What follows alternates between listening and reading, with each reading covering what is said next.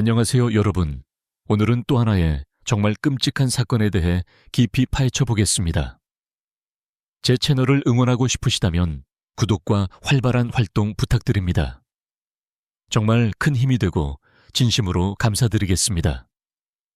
그럼 시작하겠습니다.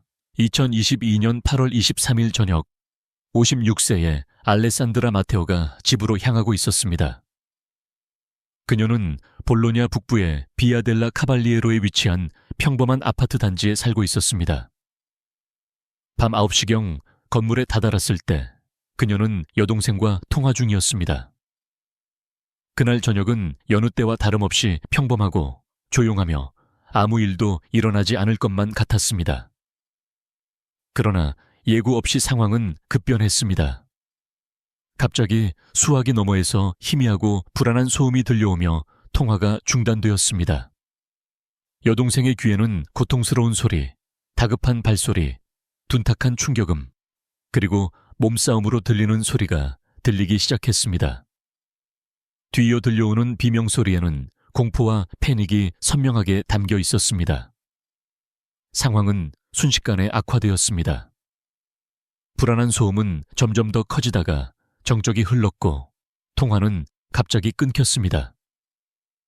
여동생은 지체 없이 즉시 응급 서비스에 연락해 자신이 들은 것을 설명하려 애썼습니다. 그 사이 이웃들이 술렁이기 시작했습니다. 주민들은 창문 밖을 내다보거나 복도로 나왔습니다. 소음에 놀란 몇몇이 개입하려 했지만 모든 일이 너무나도 빠르게 벌어졌습니다. 경찰이 몇 분 안에 도착했지만 이미 너무 늦은 후였습니다. 건물 입구에는 무거운 정적만이 감돌았습니다. 그곳에서 무슨 일이 일어났는지는 나중에야 명확해질 것이었습니다. 알레산드라 마테라치는 이탈리아에서 태어나고 자랐습니다.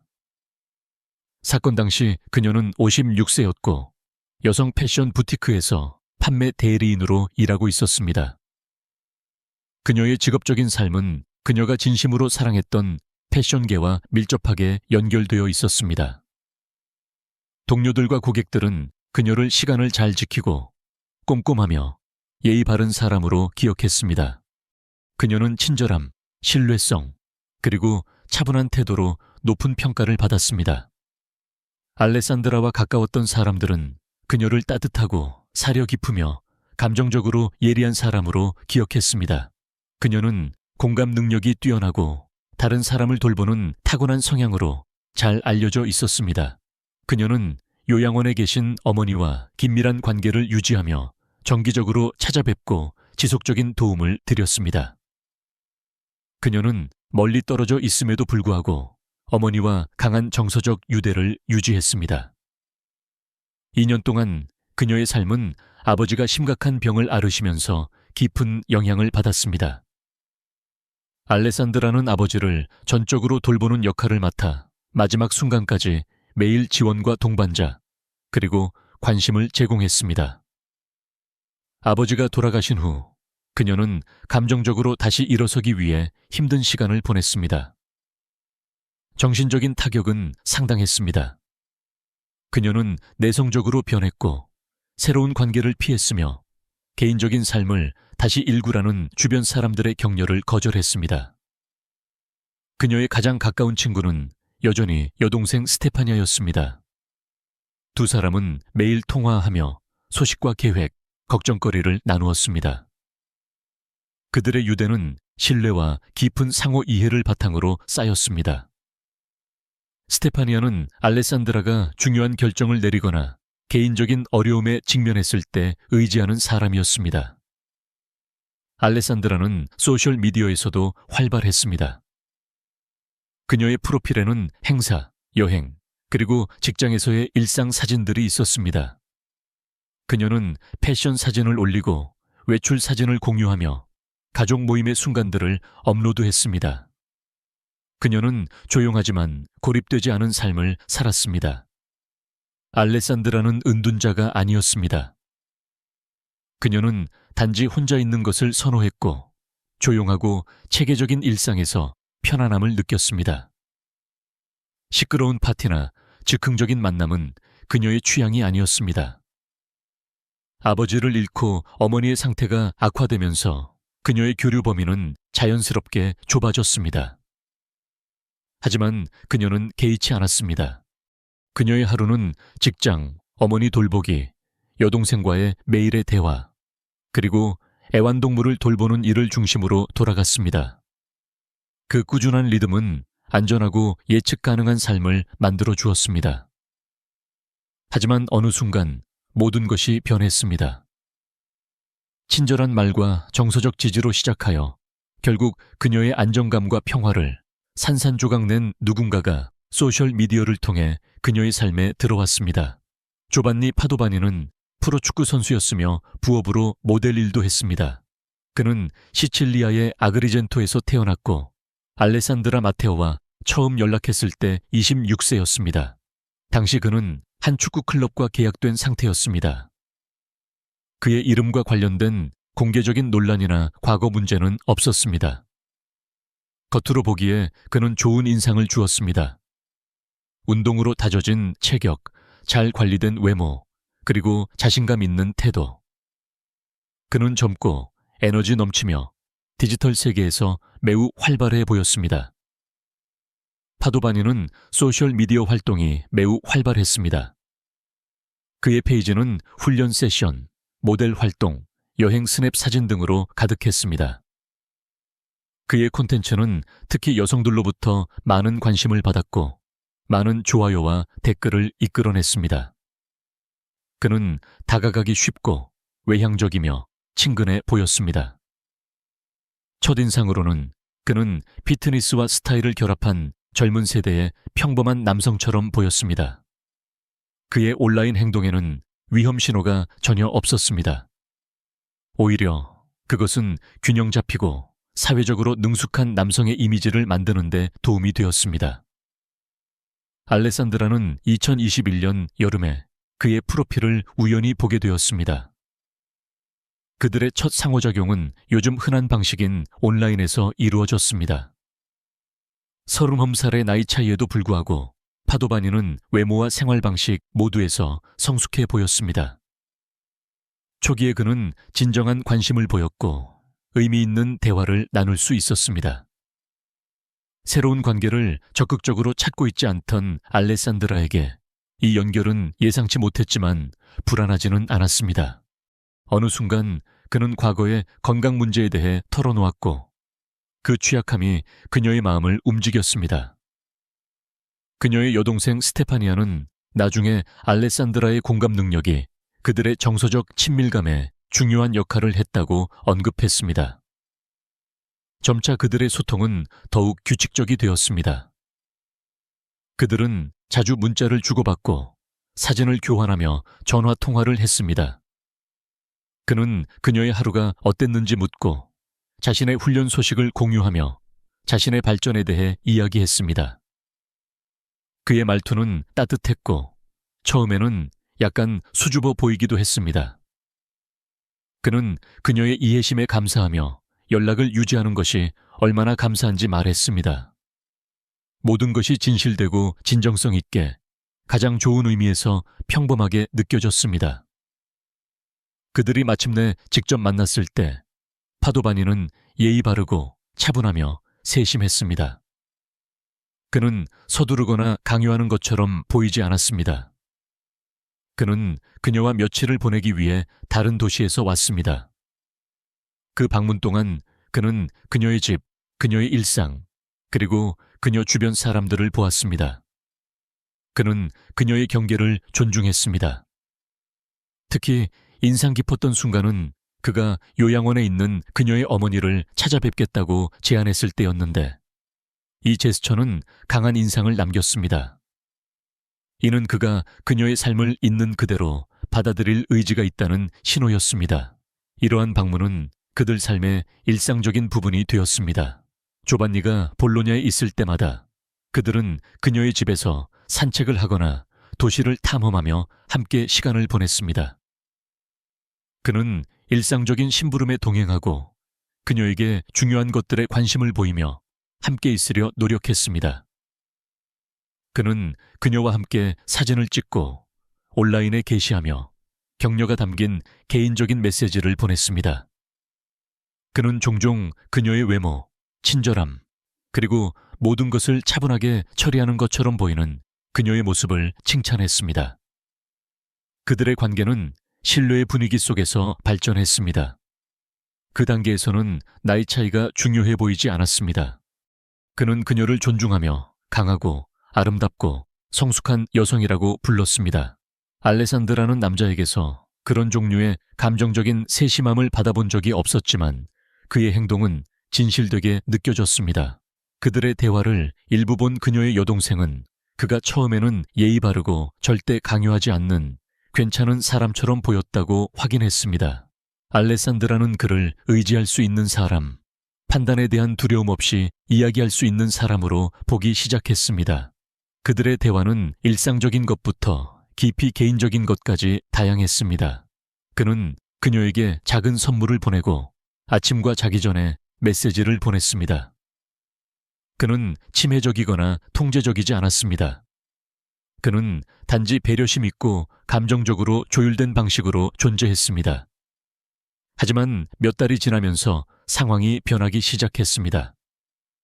첫 번째 불안한 징후는 새해 이후에 나타났습니다. 점차 하바니의 행동은 더욱 강렬해졌습니다. 그는 평소보다 더 자주 전화를 걸기 시작했고 알레산드라가 누구와 이야기하는지, 시간을 어떻게 보내는지에 대해 자세히 묻기 시작했습니다. 평범했던 대화는 신문으로 변했습니다. 그의 어조에 눈에 띄는 변화가 있었습니다. 그는 의심을 표하기 시작했고 그녀가 무언가를 숨기고 있다고 확신했습니다. 그러한 의심은 더욱 집요해졌습니다. 그는 심지어 그녀의 여동생 스테파니아까지 끌어들여 그녀에게 전화해서 자신의 관점을 지지해달라고 요청했습니다. 불확실성으로 시작된 것이 곧 확고하고 흔들리지 않는 비난으로 변했습니다. 스테파니아는 그의 전화가 점점 더 공격적으로 변했다고 회상했습니다. 그는 목소리를 높이고 비난을 퍼부으며 어떤 반대 의견도 받아들이지 않았습니다. 그와 대화하는 것은 감정적으로 지치는 일이 되었습니다. 결국 스테파니아는 연락을 끊었습니다. 알레산드라는 그의 행동이 악화되었음에도 불구하고 즉시 따르지 않았습니다. 그녀는 상황이 진정되기를 바라며 계속 소통했습니다. 그녀는 긴장을 완화시키기 위해 대립을 피했습니다. 하지만 파도바니는 점점 더 많은 경계를 넘기 시작했습니다. 신뢰는 완전히 무너졌습니다. 그는 그녀가 다른 사람들과 나누는 어떤 상호작용에도 질투심을 느꼈습니다. 심지어 중립적인 소셜미디어 게시물조차 갈등을 유발했습니다. 그는 좋아요와 댓글에 대한 설명을 요구했습니다. 관계는 점점 더 경색되었습니다. 그는 한밤중에 그녀에게 전화를 걸고 별다른 이유 없이 메시지를 보내며 비상사태처럼 느껴지는 순간들을 만들어냈습니다. 그의 행동은 변덕스러워졌고 공격적인 폭발과 절박한 사과 사이를 오갔습니다. 알레산드라는 자신이 상황에 대한 통제력을 잃고 있다는 것을 깨닫기 시작했습니다. 하지만 그때조차도 그녀는 명확한 탈출구를 찾을 수 없었습니다. 그는 강렬하게, 감정적으로, 그리고 끊임없이 그녀의 일상생활에 깊숙이 자리 잡았습니다. 2022년 초, 조반니 파도바니는 감정적 압박을 넘어선 행동으로 수위를 높였습니다. 그가 알렉산드라의 집을 방문한 후 그녀는 자신의 디지털 계정에 무언가 잘못되었다는 것을 발견했습니다. 그녀의 이메일과 소셜미디어 로그인이 더 이상 작동하지 않았습니다. 접근 권한을 복구하려고 시도했을 때 그녀는 새로운 비밀번호의 파도바니와 밀접하게 관련된 이름과 문구가 포함된 것을 발견했습니다. 이를 통해 그녀는 그가 자신의 컴퓨터에 접근하여 계정 정보를 재설정하고 통제권을 얻었다고 믿게 되었습니다. 하지만 그것으로 그치지 않았습니다. 그의 행동은 단순한 디지털 간섭을 넘어섰습니다. 동시에 알레산드라는 자신의 왓츠앱 계정이 알 수 없는 장치에 연결되어 있다는 것을 발견했습니다.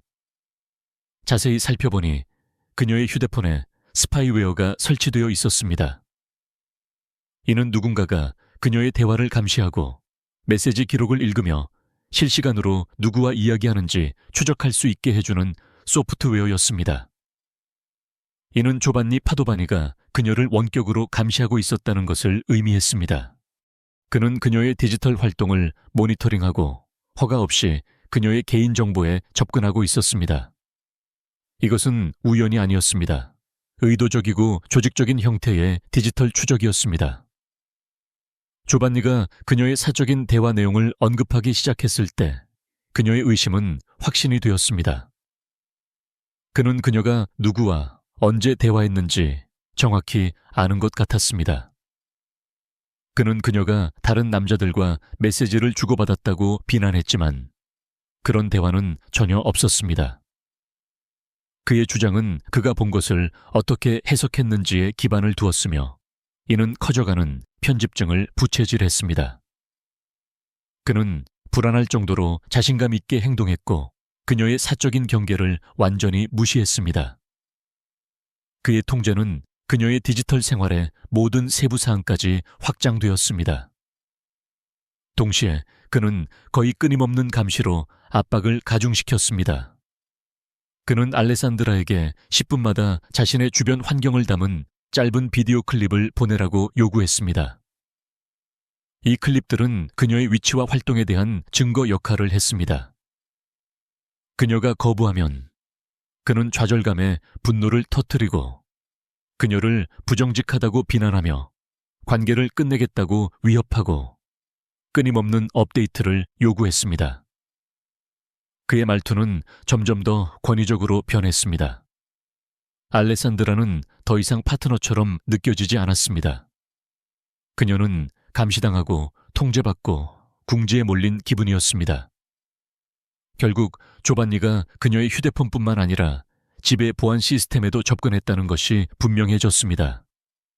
그는 어떻게든 그녀의 감시 카메라에 접속하여 실시간으로 그녀를 지켜보고 있었습니다.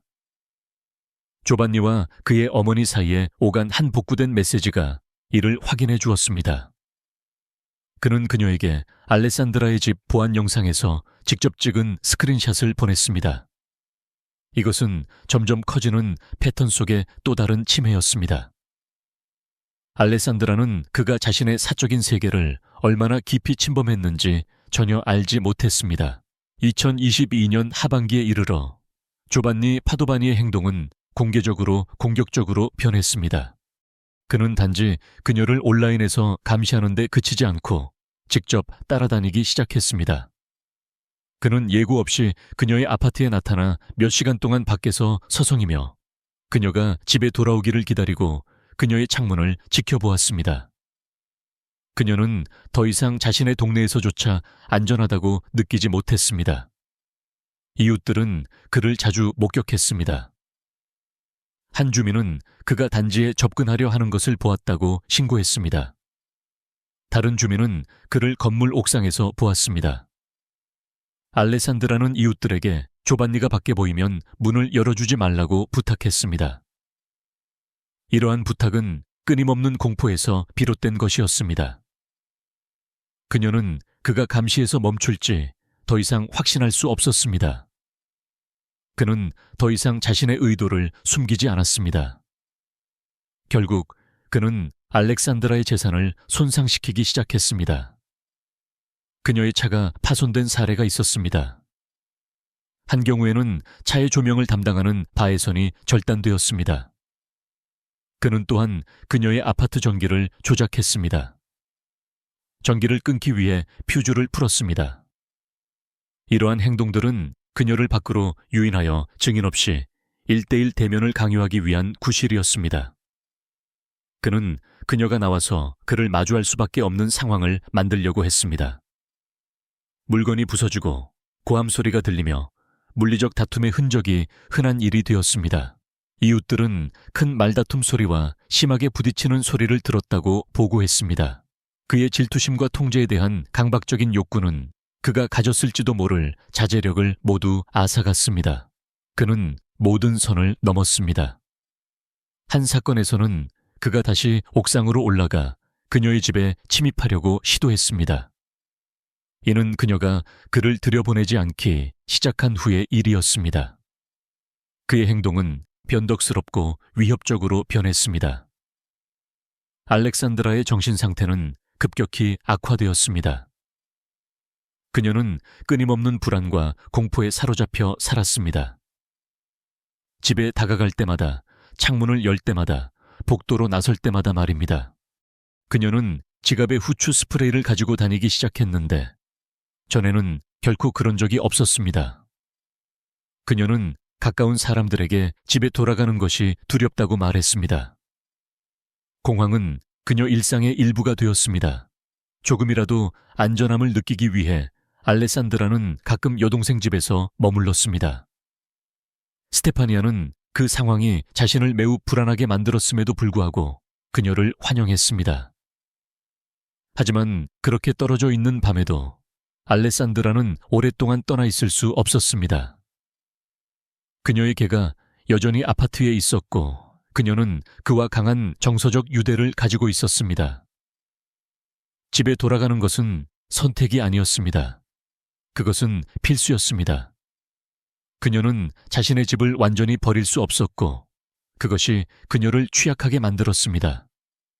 그것은 그녀가 조반니의 추격에서 결코 완전히 벗어날 수 없다는 것을 의미했습니다. 7월과 8월 사이의 기간은 특히 강렬해졌습니다. 알레산드라는 자신의 안전이 위협받고 있다는 것을 알았습니다. 그녀는 스테파니아에게 털어놓으며 공격적인 행동의 구체적인 사건들을 설명했습니다. 그럼에도 불구하고 그녀는 여전히 긴장을 완화할 방법을 찾고 있었습니다. 그녀는 그의 행동에 변화가 있을 것이라는 희망을 버리지 않고 대립을 피했습니다. 하지만 조반니의 집착은 더욱 깊어졌습니다. 그는 거리를 경계로 보지 않았습니다. 그는 그것을 개인적인 모욕으로 받아들였습니다. 위험이 고조되자 알레산드라 마테라치는 보호를 요청할 때가 되었다고 결심했습니다. 그녀는 2022년 7월 29일에 첫 공식 경찰 신고서를 제출했습니다. 고소장에서 그녀는 조반니 파도바니의 행동, 그의 스토킹, 사생활 침해, 그리고 그녀가 느끼는 지속적인 위협에 대해 상세히 기술했습니다. 그녀는 위협적인 메시지의 스크린샷과 그녀의 집 근처에 그가 있었다는 것을 확인하는 사진 등 증거 자료를 포함했습니다. 그녀의 노력에도 불구하고 즉각적인 보호 조치는 취해지지 않았습니다. 다음 몇 주가 불확실한 상태로 지나갔습니다. 알레산드라는 여전히 두려움과 불안에 떨었지만 당국과 연락을 유지했습니다. 8월 3일, 그녀는 추가 세부 사항을 가지고 경찰서로 돌아왔습니다. 그녀는 새로운 증거를 제공하고 계속되는 스토킹에 대해 자세히 설명했습니다. 하지만 조사는 여전히 예비 단계에 머물러 있었습니다. 안전 조치에 대한 결정은 내려지지 않았습니다. 8월 8일, 그녀는 또 다른 고소장을 제출했습니다. 그때까지도 괴롭힘은 멈추지 않았습니다. 파도바니는 여전히 그녀의 거주지 근처에 나타나 안으로 들어가려 하고 그녀의 평화를 방해했습니다. 알레산드라는 상황이 통제불능 상태로 치닫고 있다고 두려워한다고 말했습니다. 그녀는 정전, 차 손상 등 구체적인 사건들을 기록했습니다. 침입 시도. 이러한 행위들은 공격적인 어조가 섞인 문자 메시지와 함께 이루어졌습니다. 8월 13일, 네 번째 법 집행기관과의 만남이 있었습니다. 알레산드라는 다시 한번 자신의 생명이 두렵다는 것을 분명히 했습니다. 그녀는 조반니가 여전히 자신의 움직임을 감시하고 일상생활을 방해하며 집에 나타나고 기술을 이용해 자신을 추적하고 있다고 보고했습니다. 사건 파일에는 이제 그의 메시지에서 직접 인용한 내용이 포함되었는데 그 위협적인 언어는 의심의 여지를 거의 남기지 않았습니다. 알레산드라의 진술 중 하나는 특히 섬뜩했습니다. 저는 죽고 싶지 않아요. 그 문장은 그녀가 처한 심리 상태를 포착했습니다. 하지만 경찰의 공식적인 대응은 실질적인 안도감을 주지 못했습니다.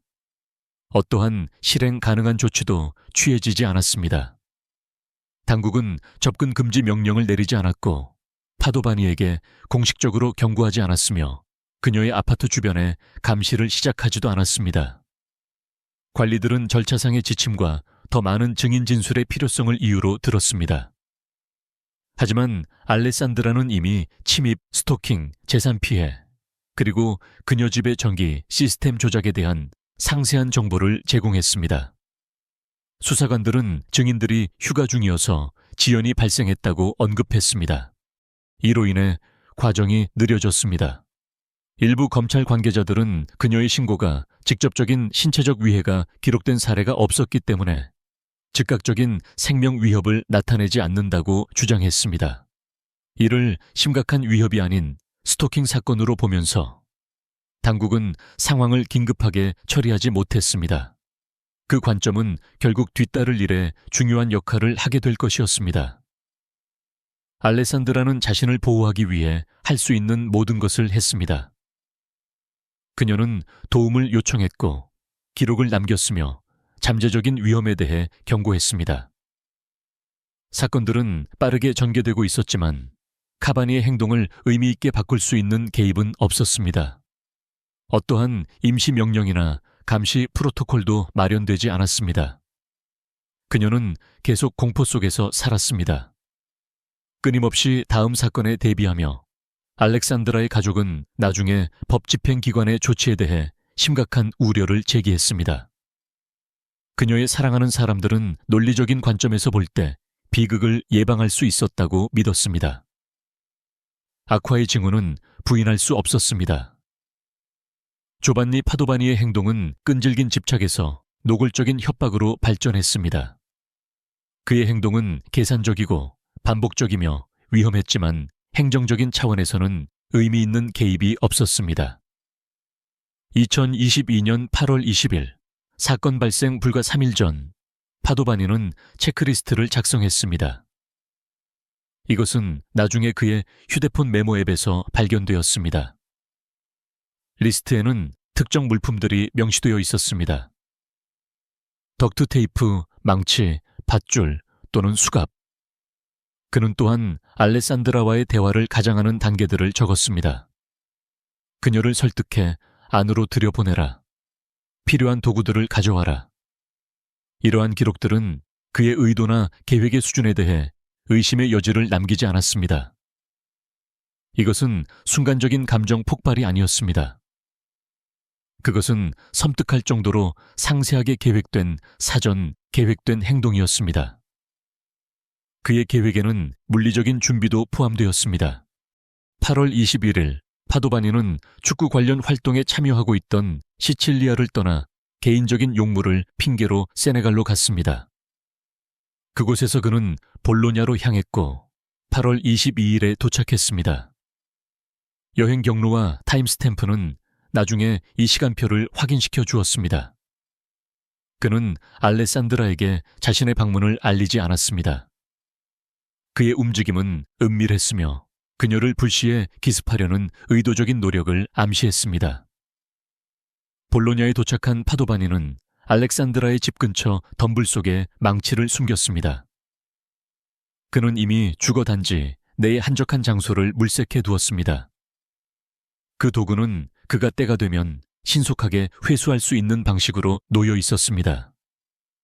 이 단 하나의 행동만으로도 그의 소름 끼치는 수준의 예지력을 보여줍니다. 수사관들은 또한 그가 알렉산드라의 귀가를 감시하기 위해 건물 옥상에 올라갔다는 사실을 발견했습니다. 이는 범행 불과 몇 시간 전에 일어난 일입니다. 가장 놀라운 증거 중 하나는 파도바니가 몇 주 전에 쓴 디지털 일기 기록이었습니다. 7월 2일자 메모에서 그는 그녀가 감정적으로 나를 끝냈기 때문에 나는 그녀를 끝낼 것이다 라고 썼습니다. 그는 자신을 희생자로 묘사하며 알레산드라가 자신을 이용하고 불안정하게 보이게 만들었다고 비난했습니다. 메시지는 계속해서 그의 계획을 정당화했고 앞으로 일어날 일에 대한 완전한 인식을 보여주었습니다. 나는 감옥에 갈 것을 안다. 이 메모는 경찰에게 그녀가 내게 무슨 짓을 했는지 설명해 줄 것이다.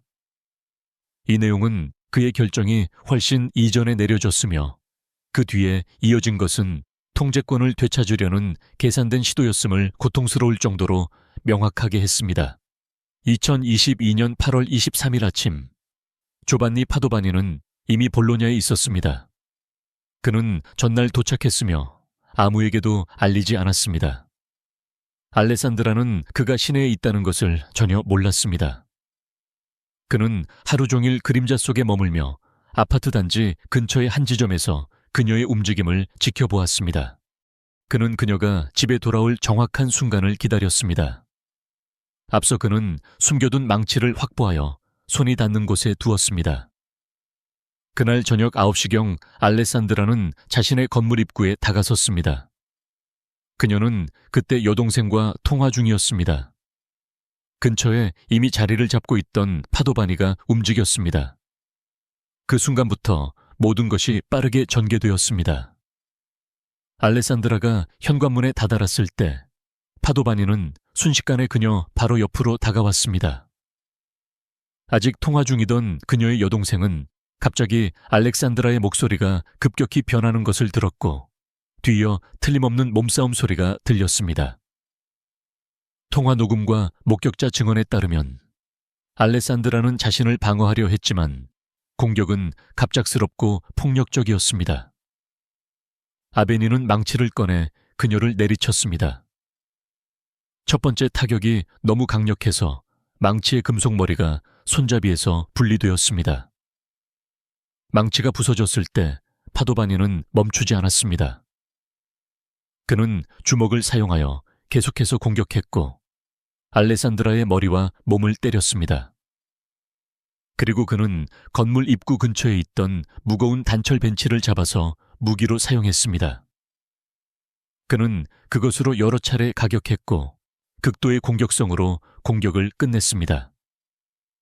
법의학적 검사에 따르면 알레산드라는 최소 20개의 개별적인 부상을 입었으며 그중 다수는 치명적이었습니다. 외상은 그녀의 두개골, 가슴, 그리고 팔다리에 영향을 미쳤습니다. 보고서는 또한 여러 골절과 그녀의 시신이 땅바닥을 가로질러 끌려간 증거를 언급했습니다.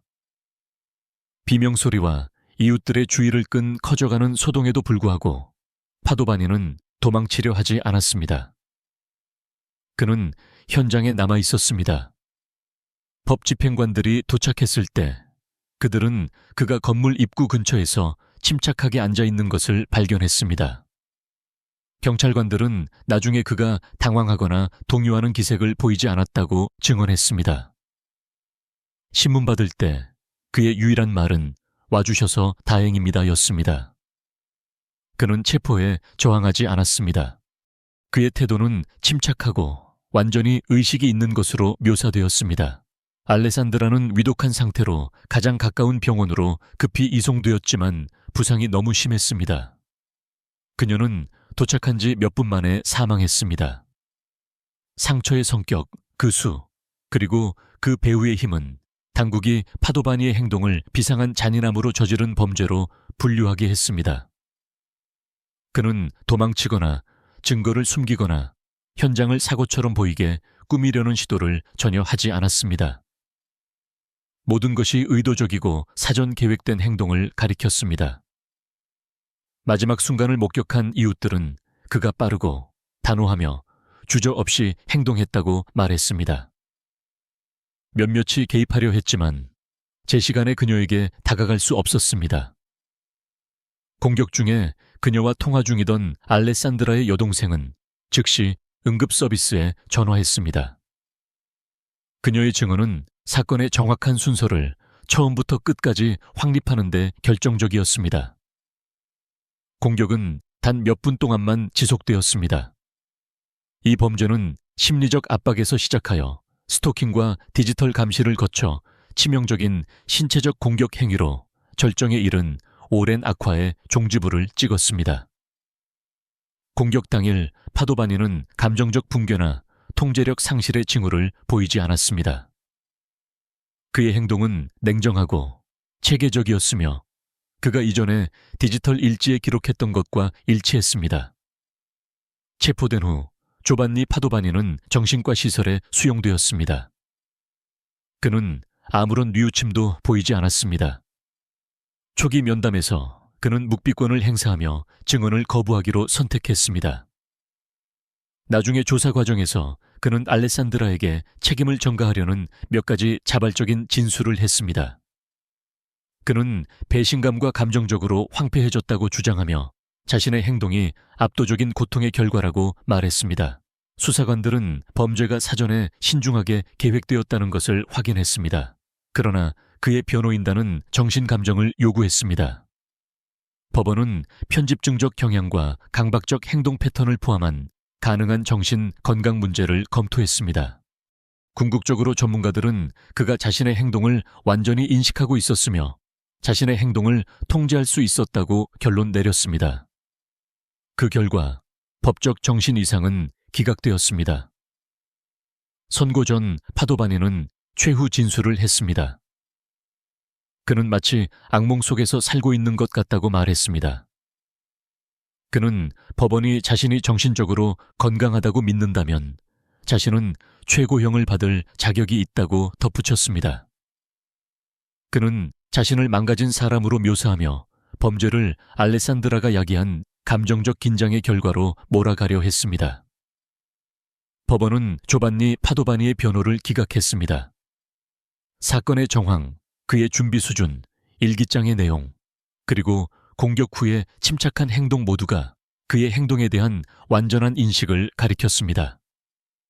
감정적 황폐를 주장하며 피해자에게 책임을 전가하려는 그의 시도는 근거가 없는 것으로 밝혀졌습니다.